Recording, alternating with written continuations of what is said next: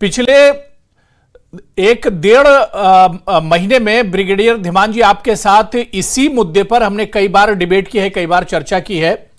अब जम्मू में हालात धीमान जी 90s जैसे दिखने लगे हैं। 90 में जो हालात जम्मू में थे उस तरह के हालात बनते जा रहे हैं।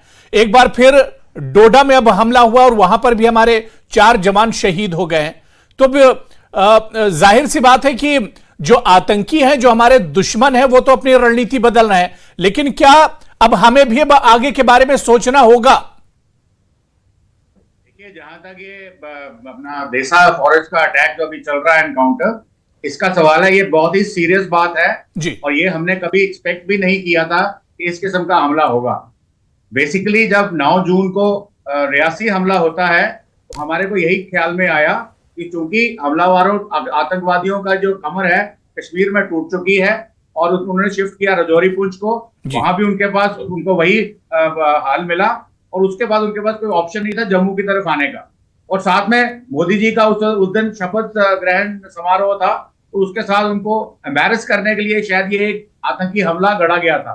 परंतु आज जब ये उसके बाद अगले हमले कोटा में होते हैं, फिर उसके बाद डोडा में होते हैं, फिर उसके बाद ये बसंतगढ़ में होता है, उधमपुर में होता है, फिर उसके बाद जब फाइनली मछेड़ी का होता है, तो ये आतंकवादियों की जो स्ट्रैटेजी है वो सारी समझ में आ जाती है।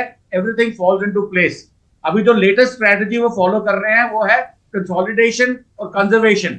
मतलब कि अपने आतंकवादियों को पहले से भेज कर रखो, उनको पॉपुलेशन के अंदर मिक्स कर दो और उनको बोलो कि धीरे धीरे वो रेकी करें, देखें कि जो सिक्योरिटी फोर्सेस हैं उनका क्या पैटर्न है, वो कहाँ पे डिप्लॉयड होते हैं, कितने बजे आते जाते हैं और कौन कौन सी जगह पे उनको एम्बुश किया जाता है, और फिर इंतजार करें एक आकाओं का, आईएसआई के आकाओं का, जो वहां से उनको ऑर्डर पास करें और वो हमला करें।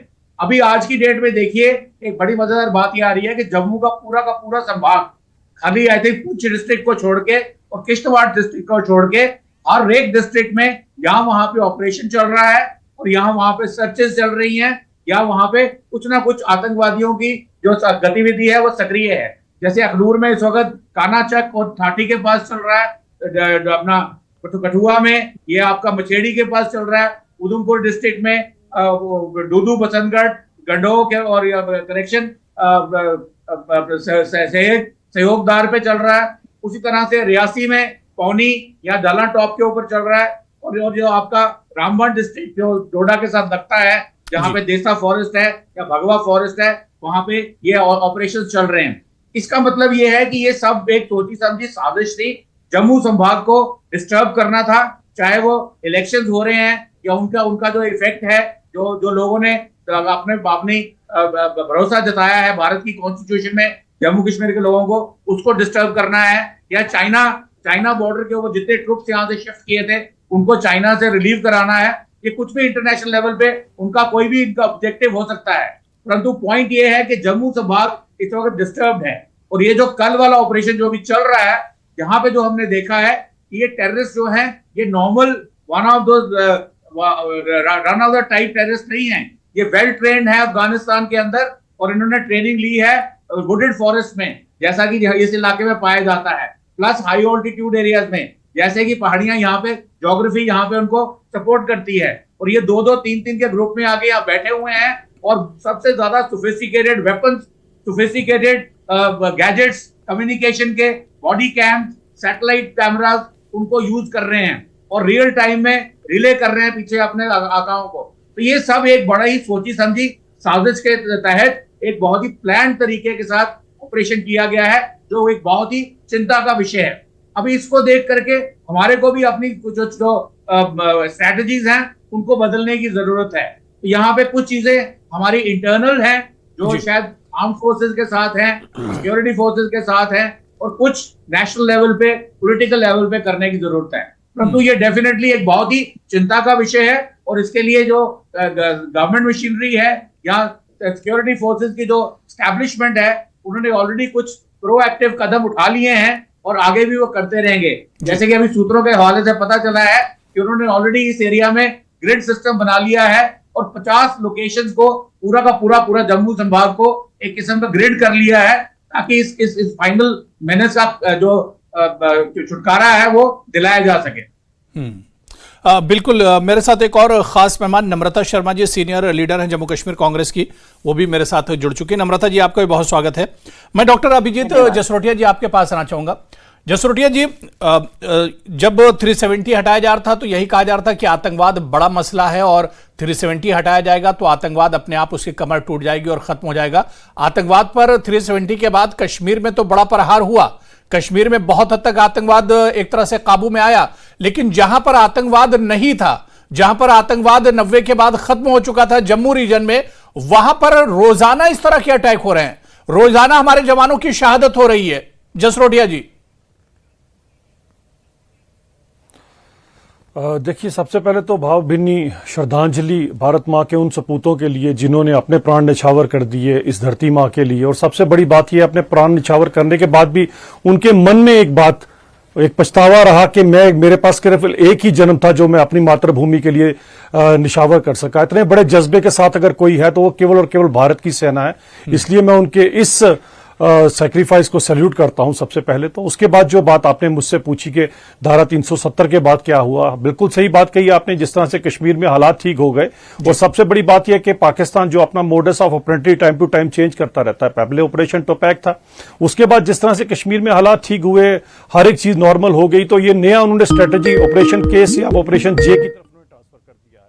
और ऑपरेशन जे की अगर मैं आपसे बात करूं तो सबसे बड़ी बात यह आती है कि जम्मू कश्मीर में एक चीज है कि सबसे बड़ी बाउंड्री अगर कोई राज्य अगर पाकिस्तान के साथ शेयर करता है वो जम्मू कश्मीर है। 1222 किलोमीटर का बॉर्डर है जो उनके साथ हम शेयर करते हैं। और ये बॉर्डर कोई नॉर्मल बॉर्डर नहीं है जिस तरह से गुजरात में या राजस्थान में या आपको पंजाब में नजर आएगा।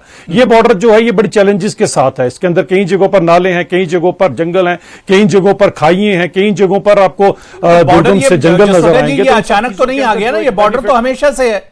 बॉर्डर तो ये 2019 से पहले भी था, 2020-21 में भी बॉर्डर था, बॉर्डर तो हमेशा से रहा है।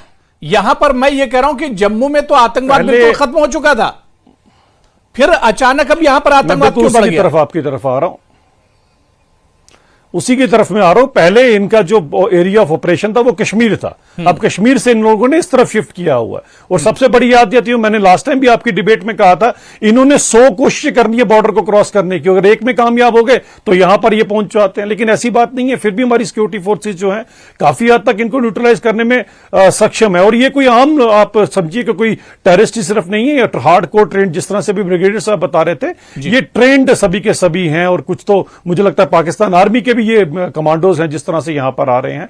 और एक चैलेंज तो बनी हुई है यहां पर इन सब चीजों को लेके। लेकिन एक चीज की मैं आपको जरूर बताता हूं कि इन सबको सबक सिखाया जाएगा, छोड़ा नहीं जाएगा, बख्शा नहीं जाएगा, और हमारे वीर जवानों की जो शहादत है वो बेकार नहीं जाएगी। बिल्कुल जसरोटिया जी, जाहिर सी बात है कि इन जवानों की जो शहादत है, आज पूरा देश इसके लिए बदला मांग रहा है।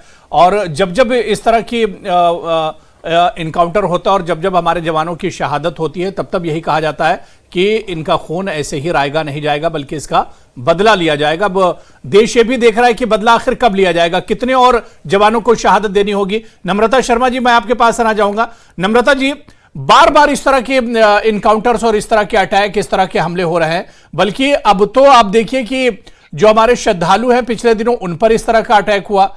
पिछले कई हमलों को मिलाकर आप देखिए तो 1 दर्जन से ज्यादा जो हमारे जवान हैं, हालिया दिनों में उनकी शहादतें हुई हैं। जी अबू हरारा साहब, सबसे पहले तो मेरी भावभीनी श्रद्धांजलि है उन फौजी भाइयों के लिए जिन्होंने अपना सर्वोच्च बलिदान इस देश के लिए दिया। उसके साथ ही मैं आपसे ये कहना चाहती हूँ कि आज केंद्र में बैठी हुई सरकार जिस तरह से जो उनकी पॉलिसी है उस पर आज उन्होंने अपनी तैनाती के दौरान किया है, जो बहुत सारे जो हमारे सैन्य एक्सपर्ट हैं वो बता रहे हैं कि जो फौज की तैनाती थी उसको बदला गया, जम्मू डोमेन से उठा के उसको कश्मीर या बाकी एरियाज में फोकस किया गया। कहीं ना कहीं पॉलिसी फेलियर है। और अभी अभी मेरे भाई जो भाजपा के स्पोक्स पर्सन है यहाँ कह रहे थे कि इनको बख्शा नहीं जाएगा, इनको ये बातें अब सिर्फ बातें में रह गई हैं, क्योंकि ये बातें आज देश हिसाब मांगना चाहता है। पिछले 38 दिनों से, जिस दिन से देश के प्रधानमंत्री ने दोबारा से शपथ ली है, शपथ ग्रहण किया है, 9 आतंकी हमले हुए हैं जिसमें 12 से ज्यादा वीर जवान की शहादतें हुई, हमारे 10 सिविलियंस शहीद हुए हैं और 50 से ज्यादा आज सिविलियंस घायल हैं, 12 फौजी घायल हैं। इन सबका आखिर कितना और खून बहाया जाएगा, जम्मू की धरती को और कितना लहूलुहान किया जाएगा। आज कहीं ना कहीं इनका पॉलिसी फेलियर है। अगर इन्फिल्ट्रेशन हो रही है और ये कह रहे हैं कि ये खाली आम कोई नागरिक नहीं है जो इन्फिल्ट्रेट किया, ये फौजी एक्सपर्ट्स हैं जो इन्फिल्ट्रेट हुए, तो इन्फिल्ट्रेशन कैसे हो रही है? इसको कौन रोकेगा? केंद्र में बैठी सरकार आज नाकामयाब हो गई है। देखिए, उनको कोई फर्क नहीं पड़ता कि कहां फौजी शहीद हो रहा है। आज एक ट्वीट भी उस प्रधानमंत्री से नहीं हुआ जिन्होंने हर चीज पे एक ट्वीट कर देते हैं। उनके लिए 2 शब्द हमारे जवानों के लिए वो श्रद्धांजलि के नहीं कह पाए। जो श्रद्धालु यहाँ आए उनके लिए भी 2 शब्द हमने अभी तक प्रधानमंत्री के मुंह से नहीं सुने। देखिए, वो आज सिर्फ देश के विदेश भ्रमण में लगे हैं। वो कहते हैं कि हम हैं मस्ती में, आग लगे बस्ती में। उनको कोई मतलब नहीं है कि देश के अंदर क्या आज आंतरिक हालात बने हुए हैं। क्या ऐसे सरकार को बने रहने का केंद्र में हक है? क्या आज डिफेंस मिनिस्टर? लेकिन नम्रता जी, ये भी याद रखना होगा कि इसी आतंकवाद को मुंहतोड़ जवाब तो इसी सरकार ने दिया था। सर्जिकल स्ट्राइक तो इसी सरकार में किया गया था।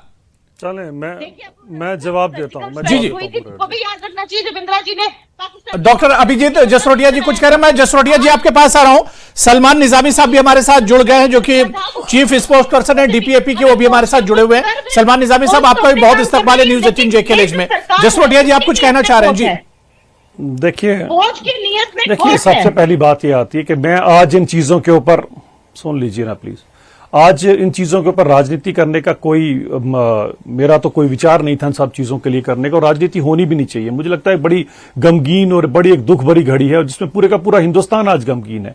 आज भी अगर हम एक दूसरे के साथ एक के ऊपर आरोप प्रति आरोप का सिलसिला शुरू करेंगे तो क्या देखेगा वो हमारा दुश्मन देश? वही तो ये देखेगा कि आपस में लड़ रहे हैं ये लोग यहाँ पर, इसका और फायदा उठा हर एक इंसान को एक ही प्लेटफॉर्म के ऊपर खड़ा होना चाहिए। और जिस पॉलिटिकल पार्टी की आप बात कर रहे हैं, जो बीच में भी बोल रही हैं, इस पॉलिटिकल पार्टी की कम से कम आपको पता होना चाहिए कि जब हमारे वीर जवानों ने उड़ी की स्ट्राइक की, बालाकोट की स्ट्राइक की, तो इन्हीं फौजी जवानों से, इसी आर्मी से, इसी एयरफोर्स से ये लोग सबूत मांग रहे थे। तो कम से कम अपनी इंटेंशन तो देखिए आपकी क्या है नहीं। और आप ही का समय था कि हमारे वीर जवानों के शीश भी काट कर लेके जाते थे, तो आप आर्मी के हाथ पीछे बांध दिया करते थे। आज तो आर्मी को पूरी की पूरी छूट है कि जब जहां मिलते हैं वही ठोक दीजिए। तो ये सब जो संभव तभी हुआ जब यहां पर मोदी की सरकार आई। तो इस तरह की बात आप कम से कम ना करें।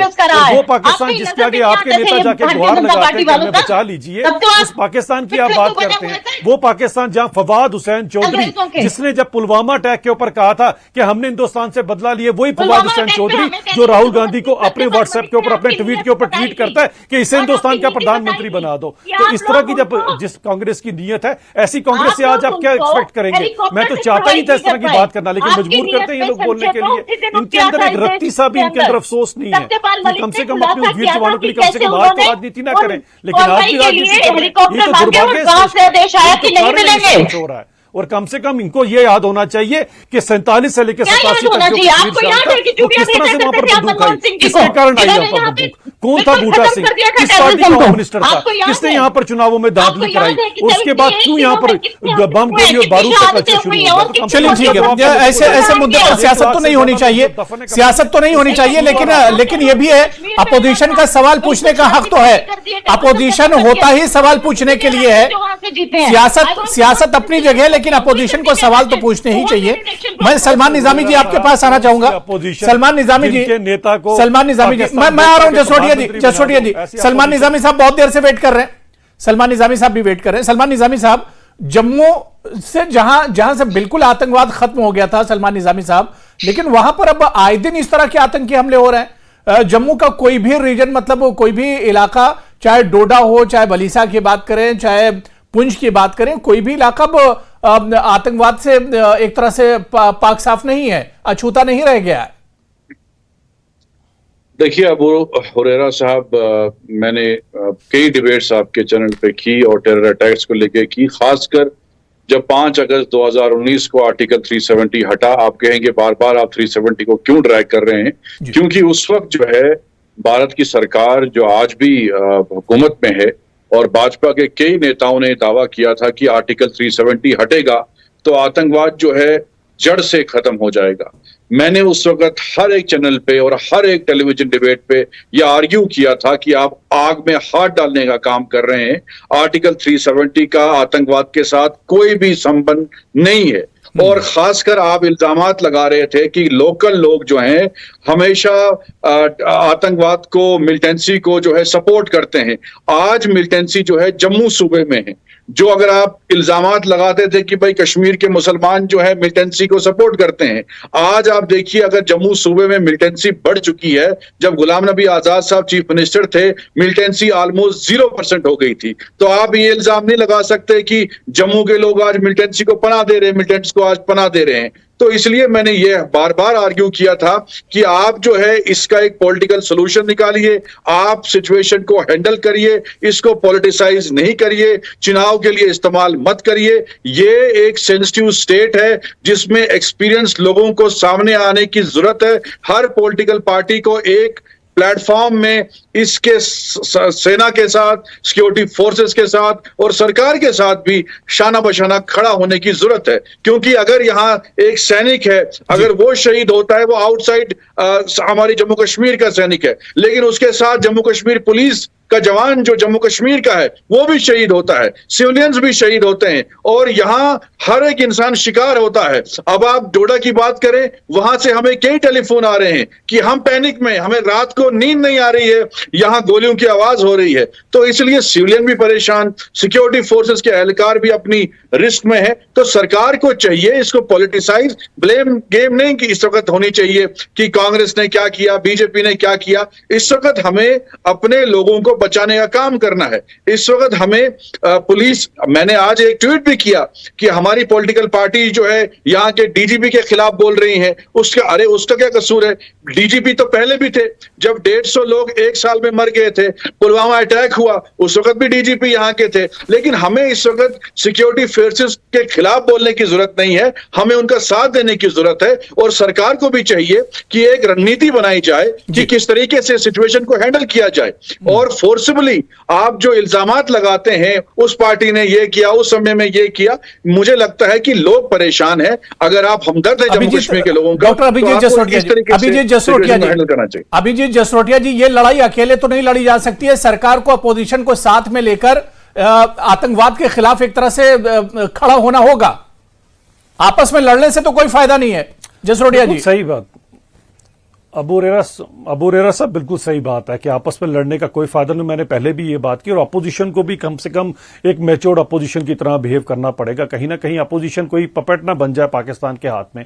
ये तो दिक्कत होगी, ये सबसे बड़ी आज जिस तरह से अभी निजामी साहब जिक्र कर रहे थे, आज आप देखिए महबूबा मुफ्ती साहिबा के बयानात, किस तरह से वो यहाँ के टॉप कॉप के खिलाफ बोलना शुरू हो गई। जो इंसान मुझे लगता है कि काफी हद तक हर एक चीज को पूरी तरह से कोशिश कर रहे हैं कि किस तरह से इन चीजों को कंट्रोल किया जाए, और मुझे लगता है कि काफी काबिल ऑफिसर है, लेकिन उनके खिलाफ इस तरह का मोर्चा खोल लेना और इस तरह की बातें करना, कम से कम अपना समय तो याद होना चाहिए उनको। जब वो यूनिफाइड कमांड को लीड कर रही थी, हेड कर रही, यहां पर तो कितने पैलेट गन चलाई, कितने लोगों की आंखें निकलवाई, कितने लोगों के सिविलियन इंजरीज और क्या क्या कुछ नहीं किया। आज अपने समय के ऊपर आपसे तो आप किस तरह से कटाक्ष कर सकते हैं? साथ मिलकर ये दुर्भाग्यपूर्ण है। सबसे बड़ी बात यह आती है, मैं आपसे अरे सुन लीजिए ना, सुन लीजिए आप पहले आराम से, फिर मैं पूरी बात अपनी कंप्लीट करूं, फिर आप जरूर कहिएगा आपने जो कुछ भी कहना चाहते हैं। तो मैं ये कहना चाहता हूं, आज जिस तरह से राहुल गांधी ने भी बयान दिया हुआ है, आप कभी इन लोगों की तरफ ये चीज देखिए कि क्यों पाकिस्तान इस तरह की बातें करता है, क्यों पाकिस्तान कहता है कि हमारे को ये वाला आपका प्राइम मिनिस्टर बनना चाहिए, ऐसी बातें क्यों करता है। कभी आप सपने में भी सोच सकते हैं कि पाकिस्तान हमारा भला चाहता होगा। और जब पाकिस्तान इस तरह की बात करके अपने ट्विटर अकाउंट पर इनके फवाद हुसैन चौधरी किसी नेता को प्रमोट कर रहे, तो सोचिए उनकी क्या मंशा होगी हर एक चीज के पीछे। तो यहां पर बड़ी सारी चीजें हैं, वहां का एक्सटर्नल फैक्टर तो है, इंटरनल यहां पर फैक्टर है। उसके बाद आप देखिए, आपके आगे पर बयान जो महबूबा मुफ्ती साहिबा ने दिया, नम्रता जी कुछ कह रही हैं जी, वो मैं इनको जवाब देता हूं। नम्रता जी को तो अच्छी तरह से मैं जवाब देता हूं। पहले मैं महबूबा मुफ्ती साहिबा का बयान को क्लियर कर लूं। उन्होंने एक बड़ा दुर्भाग्यपूर्ण बयान दिया। सुन लीजिए जरा, सुन लीजिए जरा, आपके नेता जो गुहार लगाते हैं पाकिस्तान के आगे जाके, जो माथा टेकते हो पाकिस्तान के आगे जाके कि हमें बचा लीजिए भारतीय जनता पार्टी से, वो तो आपको याद होगा, कम से कम नहीं होगा। वो आपको याद है कि नहीं याद है? तो कम से कम इस तरह की बात ना करें। मैं फिर से महबूबा मुफ्ती के बयान के ऊपर आता हूं कि वो कहती हैं कि बॉर्डर के ऊपर कोई मुसलमान नहीं है। क्या भारत की सेना में मुसलमान नहीं है? या किस तरह से आप हिंदू मुसलमान के अंदर डिवीजन करना शुरू हो गई है? आप भारत की सेना को भी इसी पर्सपेक्टिव से देखना शुरू कर दिया। ये दुर्भाग्यपूर्ण, ये हालात देखिए बद से बदतर होते जा रहे हैं। इन हालात पर सोचना होगा। मैं ब्रिगेडियर जी आपके पास आना चाहूंगा। ब्रिगेडियर धीमान जी, सर हालात को अब काबू में कैसे किया जाए? शुरू में लग रहा था कि 2-4 आतंकी हमले इस तरह के हुए, इस पर काबू पा लिया जाएगा, लेकिन आप देखिए पिछले 1-1.5 साल से लगातार इस तरह के हमले हो रहे हैं और इस पर जिस तरह से जो कॉन्क्रीट कदम उठाया जाना चाहिए था, पता नहीं उस तरह का कदम उठाया गया या नहीं।